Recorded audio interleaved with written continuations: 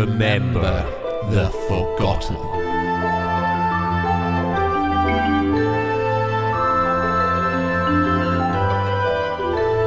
Chapter 18.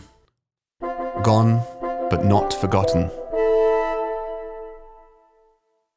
He took it, James growled loudly, walking faster and faster, and then sending a flock of spooked crows flying from their tree as he broke into a sprint.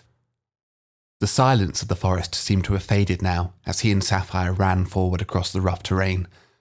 Between the sound of heavy boots launching off the ground, the cooling of disturbed birds, and the laboured breathing of a man running faster than he should ever need to, it felt as if the world itself was afraid.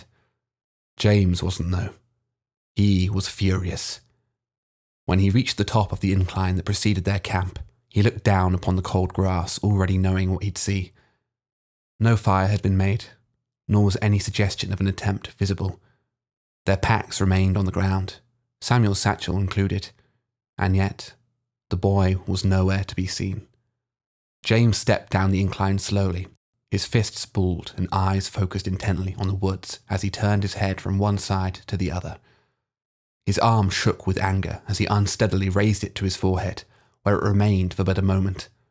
Without any warning, James drew his sword with one hand and thrust it into the ground as hard as he could. As the glimmering blade sank into the soft earth, he screamed.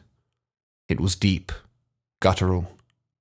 It was not merely one of anger, but one of regret, anguish, and woe. As James's heavy breathing finally began to settle, the silence of the forest returned, and Sapphire walked as calmly as she could down the hill to stand beside him. "What do we do?" she asked, almost whisperingly. Her eyes were unfocused, peering up at the sky. James's remained still, taking a deep breath out and parting his lips as if to speak. "James?" "We leave it," he then muttered, his gaze pointed at the ground while his nose twitched slightly. "If he wants a damn eye so much, he can have it. I'm done with this." With that, James turned on the spot and strode towards his pack, threading his arm through the strap and pulling it over his shoulder. "But what about the Forgotten?" Sapphire called to him. As he faced away from her, James's figure fell still, cloaked under the shadow of a solitary tree. "Not our problem," he eventually replied. Sapphire remained still also. "What about the memories people are losing?" "There's nothing we can do," dismissed James. "If we can keep the eye away from Jade, we can still help them. Everyone," Sapphire yet continued, not content to let him wriggle free from the conversation with so little effort. "That was Samuel's plan," answered James. "He was clearly lying about everything else. Why is that the part you believe?" Sapphire was silent for a moment, her eyes turning worrisome. "Well, we still have to do something, don't we?" "No," said James as he began to walk away, knowing Sapphire would have no choice but to follow. "We don't." "And what about Paz?" James froze in place as Sapphire's sudden words rang out, his tensed face half visible from where he stood. His eyes narrowed, but his lips did not move. Sapphire's gaze remained firm. "We'll forget him too, you know." James shuffled his body to face Sapphire once more, adjusting the strap on his pack. His face remained cold, angry, and frustrated. But somehow, those feelings seemed to have lost their conviction. "But what could we even do?" he asked, softer this time. "It's becoming increasingly obvious that we have zero clue what's going on." "We could get the eye," replied Sapphire. "Maybe we don't know what's going on, but we know enough. If we don't do something, everyone's going to forget everything, and that eye is the only thing we have to work with." "We don't have it, though," said James. "You know what I mean." James turned his head over his shoulder, looking to the ground, then the sky, and finally, the trees. "We're going to find out what happened to Paz," Sapphire then stated. "And we're going to stop Samuel, or Jade, or the Forgotten, or whoever we need to. Because, at this point, we're the only ones who can." James searched his surroundings once more, his visage growing more determined, but at the same time more grim. But we have no idea where he went. Samuel was waving his arm somewhere in that direction, said Sapphire, gesturing wildly towards the woods. Surely that must be where he ran off to. That's pretty vague, replied James. Sapphire nodded in agreement. But it's the best we've got. James fell still for a final time as he watched the tree line intently. Then he shuffled his heavy pack off of his back, allowing it to crumple to the ground behind him as he took a step forward. Let's go then.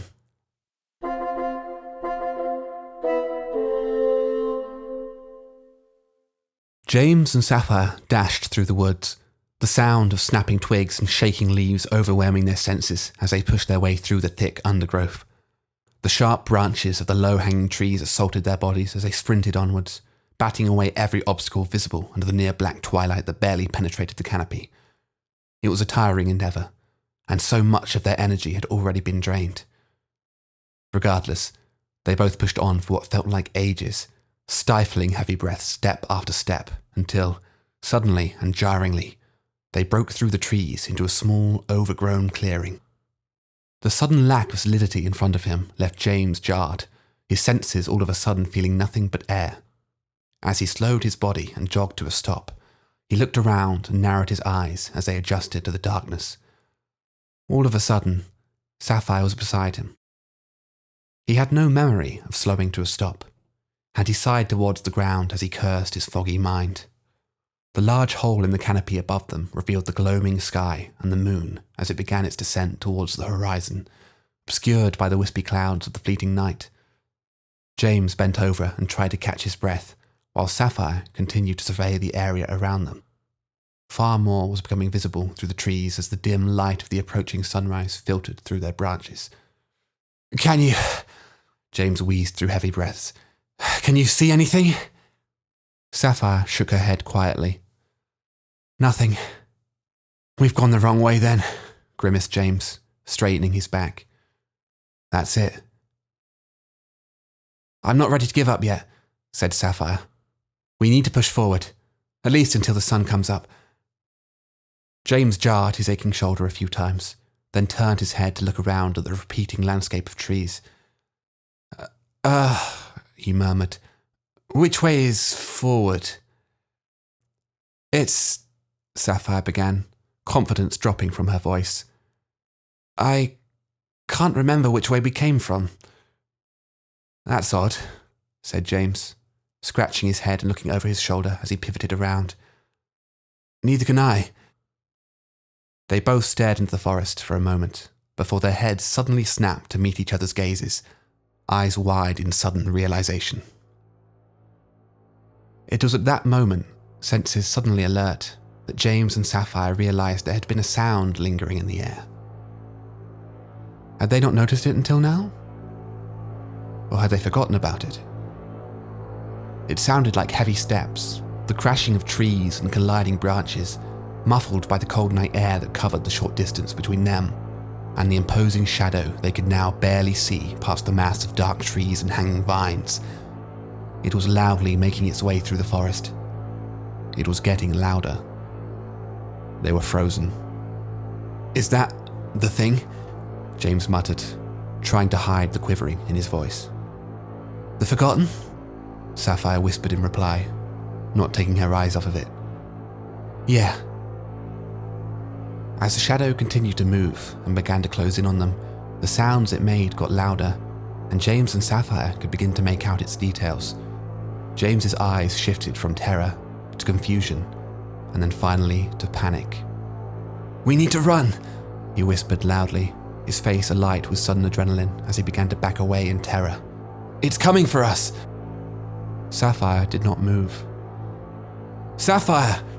James then shouted, looking at her still figure from behind. "We need to go! Please don't tell me you've forgotten!" James's eyes were drawn toward the trees. He could almost see the creature clearly now, the darkness ever-consuming, the stench of death filling his nostrils. "Wait, Sapphire finally replied, her voice oddly calm. "Don't run." James looked at her incredulously, doing all he could not to run away in fear. "Are you joking? You know what happens when we're near that thing. I'm already forgetting things. I can feel it." Sapphire didn't move, staring at the creature still. James did not know what to say. He didn't know why she refused to move, why she stood there, ever defiantly against the approach of such a devastating force. Was it truly her choice, he questioned, or did she no longer know any better? It would never have mattered. James stood with her anyway.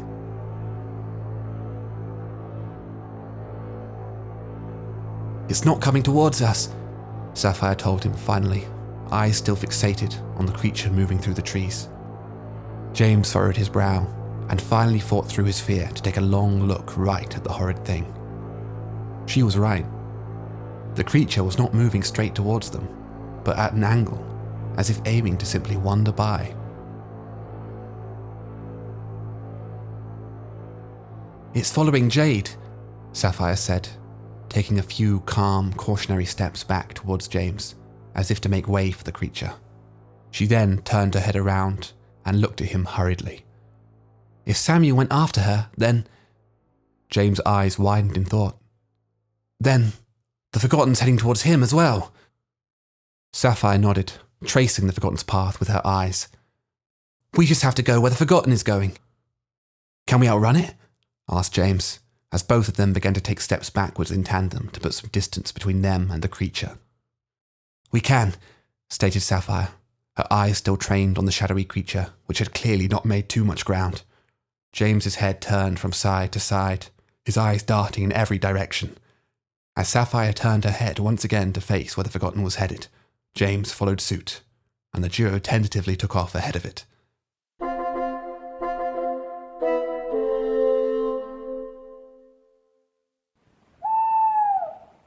The shrill cry of an owl slipped unnoticed through the night as James and Sapphire's journey continued.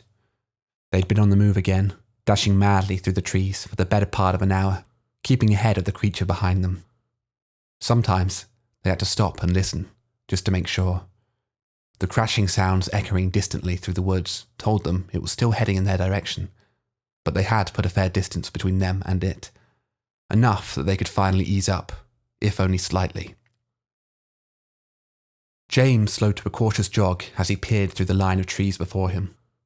The sun was on the verge of peaking above the horizon, painting the sky a dark azure and allowing him to clearly see what went on before him. Past the line of trees, there was a clearing.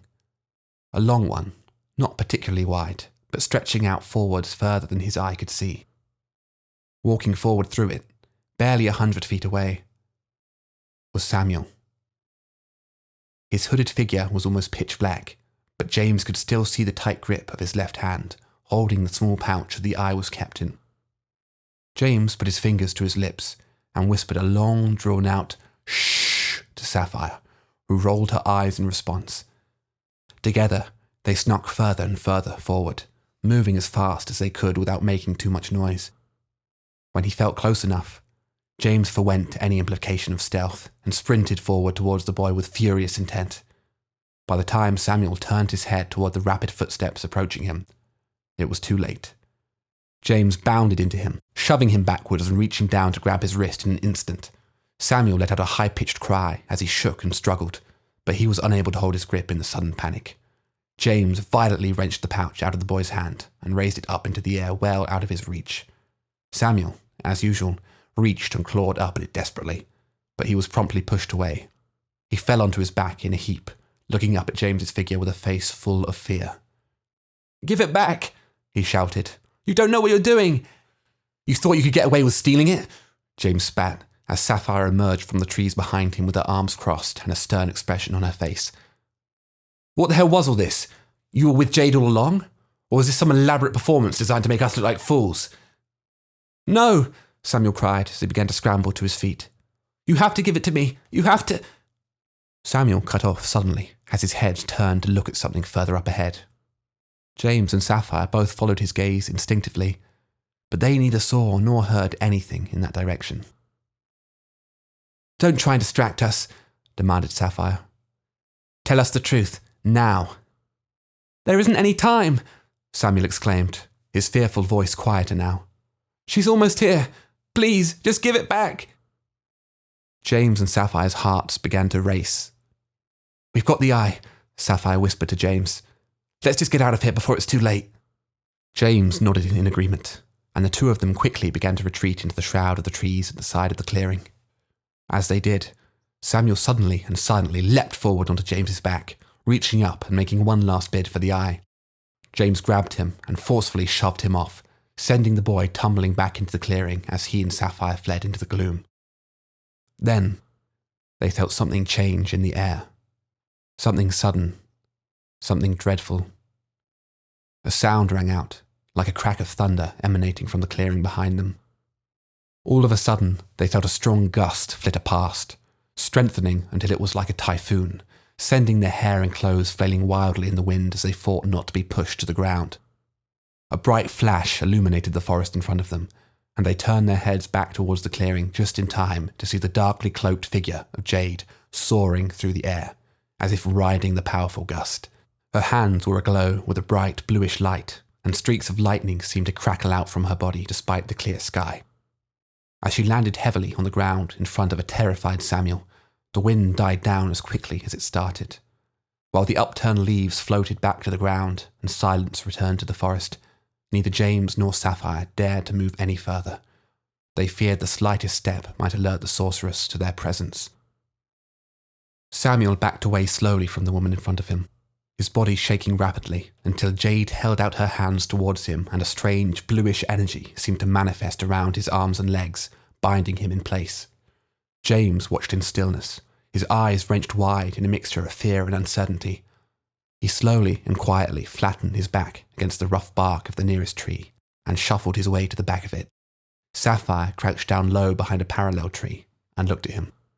Their eyes locked on each other, and then on the pouch James still held in his hand, as a strangely unfamiliar, sinister voice echoed through the air. Where is the eye?